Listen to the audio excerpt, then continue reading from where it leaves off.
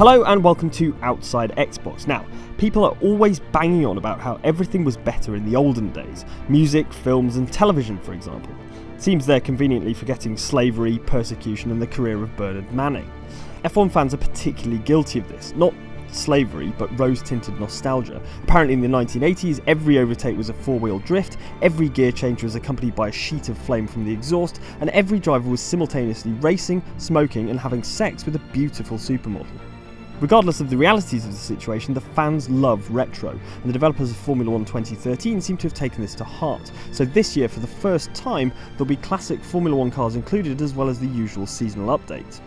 So tell me about the kind of retro content, the classic content that you've got in here. You've got 2 decades, 1980s and 1990s, 3 teams and 4 circuits, right?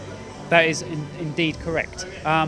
As I was saying to a few guys earlier, the thing for us was when we started looking at incorporating classic content, which we knew was going to be difficult anyway because there's so many people to agree this, finding the old sponsors and teams and drivers and licenses.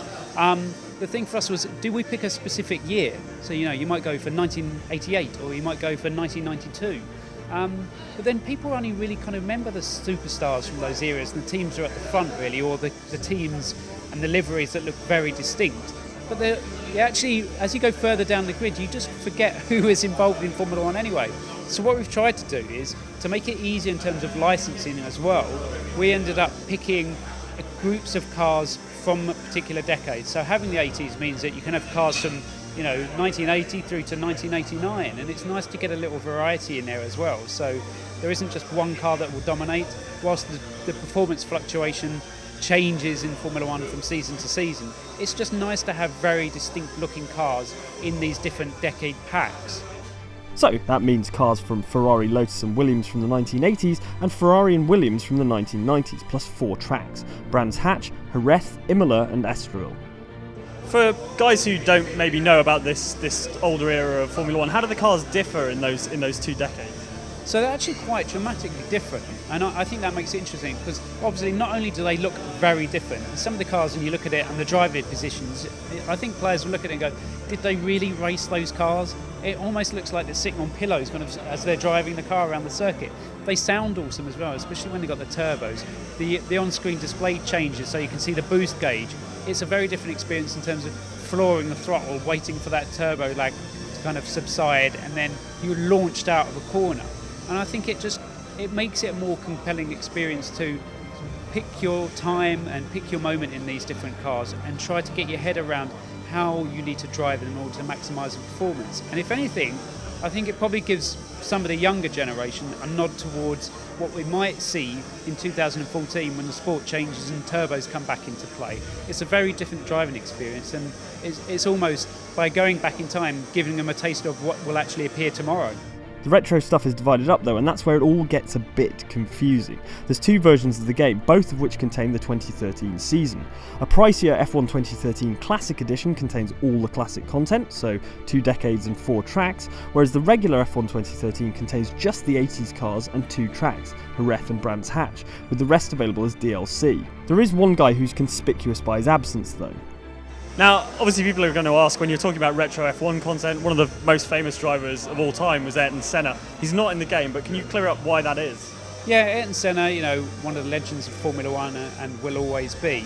I think there was an obvious interest in trying to include him in this game, but we want to do it at the right time. And the way that we really built this classic content is if it's a recreation event where a lot of the existing drivers who are still alive today have come back into the sport with manufacturers that are still involved in Formula 1 that have allowed some of their historic cars out of storage for these particular events.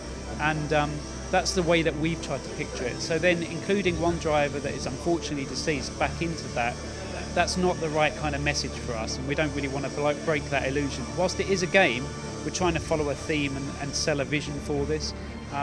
Whether or not we include Senna in the future, then I would love to do that, but when the time is right and the content is appropriate. It feels like he could support an entire sort of mode of his own. Yeah, I think distinct games, and depending on the uptake of classics, a lot of people have been saying to me, I want to see classic drivers and I want to see classic cars and circuits. Well, we're giving that to people now. As I was saying, this is kind of our first step in Formula 1 in classic content. who knows where we go from here, whether or not we do a specific classic game or games around kind of Senna and that kind of era, then there are a lot of options out there. But I mean, the focus for us is still to get the 2013 content game out, and what we've managed to incorporate this year is a whole wealth of new components to go with classic era, which is what people have been asking for. So it's a much bigger game than we've had to deal with in recent seasons, but I think it's very different, and hopefully people will buy into that and purchase millions of copies of this game. And obviously, I mean, people are going to be fixated on the classic stuff, but you guys have made changes to the 2013 stuff as well. What kind of the other top line changes? Yeah, I mean, the 2013 season is all important to us in the sense that there are changes in the sport, obviously. Like all big sports games that come out every year, it's about, roster changes, if you like, in some games. And for us, it's, Lewis Hamilton going to Mercedes and the performance improvement of that team this season. Certainly in qualifying, maybe not so much in the races. And McLaren kind of falling down the order at the beginning of the season, and Perez going in there and being paired with Button. And it's those kind of things that we're looking at. The state of the Pirelli tyres this season, the number of pit stops, those kind of things that we're always trying to incorporate. The fact that you can also now, finally, some might say, save your game in the middle of a race, save your race or save your session in the middle of qualifying. A lot of people have been saying to us, well, we love Formula One, we like the fact that you're trying to be authentic, and I have to manage my tyres and I have to look after the fuel, and it's all about the strategy in a race. That's great, but I don't have time to play it, and that's a real shame for us because they're missing out on it. Now they can kind of save it whenever they wish and come back to it, so you can experience more of what differentiates Formula One from a normal racing game, which just requires you to enter a sprint mode for 3 laps and just drive as fast as possible. Finally, the magic of Formula One is accessible to the average gamer. We're also trying to kind of push the technology as you'd expect to. This current gen hardware, we understand it very well. We're making a similar game each year, and we know where we can push things. We brought a new art director on board for this game, and he's had a really positive impact. Top guy that's enabled us to look at what we're doing and change things appropriately and learn tips and tricks from other studios. So, right down to the detail on a car, on a console. We've got a set amount of memory. You can't expand your console. We've reached the limits of it a long time ago, but we can do things more intelligently. So if you're driving a Ferrari, for example, you'll notice that the textures just look so much more crisp. It looks like we're running at a higher resolution. We've incorporated bounce lighting onto the tracks now. It looks far more realistic. God ray shadows that come through the trees. It's like these little things that we expect gamers that are playing the game year in, year out will suddenly notice this year and say they have not kind of rested on their laurels. They aren't just thinking about tomorrow, but they really pushed my current console to the max, and that's what I hope they'll be saying. Pretty as the game is, you will notice that for this year, the team is skipping the imminent next-gen consoles. Seems a strange decision, surely? Obviously, this is a current-gen game, an Xbox 360 game. Can you sort of clear up why you decided to do that? Was it a resource problem? Well, we're already a multi-format. There's a lot of developers out there that have got as luxury, as far as I'm concerned. I've been part of them in the past, so I know how it works on both sides of the fence. But F1 management and Codemasters themselves have always wanted Formula 1 to be multi-format, and that's what we do at Codemasters. So we're already doing PC, we're doing Xbox, and we're doing PlayStation. And we've got the technology in place to put another version of that game out this year. We've got the big win of trying to include the classic content that everybody's been asking for. We're already kind of going all guns blazing for this season, for this current gen. But Cody's is a large company, there's a lot of talented people there, there's a lot of divisions, and of course we are thinking about tomorrow and what we'll be doing with next gen. But we didn't just want to put something in a box and say, hey, it's next gen, and we've got the tick on the back of the box. Much like, hey, we didn't just want to include Senna and get that tick. We're going to do it at the right time and potentially offer a very different experience and turn that page, much like Formula 1 itself would be changing in 2014. It's better now to be current gen and maximise what people have got in their living room rather than just wait for a quick win, as far as we're concerned.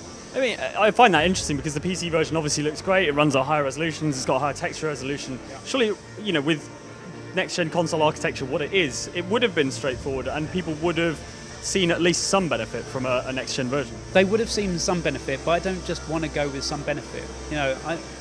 We've all kind of grown up with, as generations come out and there's new machines, and probably over time it's become less and less impressive, because I remember, probably shouldn't admit this, but going back in the day to, when they got an Amiga, and I believe there was a Simpsons game and it had some sampled voice, and I thought, that is amazing.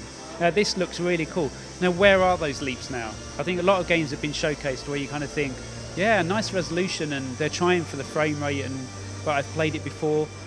I want to do something very different, and the technology is important, and we need to work towards what we're going to be doing with Formula 1 and how we maximise that. But it's not just a case of turning the resolution up to 11 and hoping for a bit more frame rate. Let's make a cool game, and that requires a bit of work, and we are on that.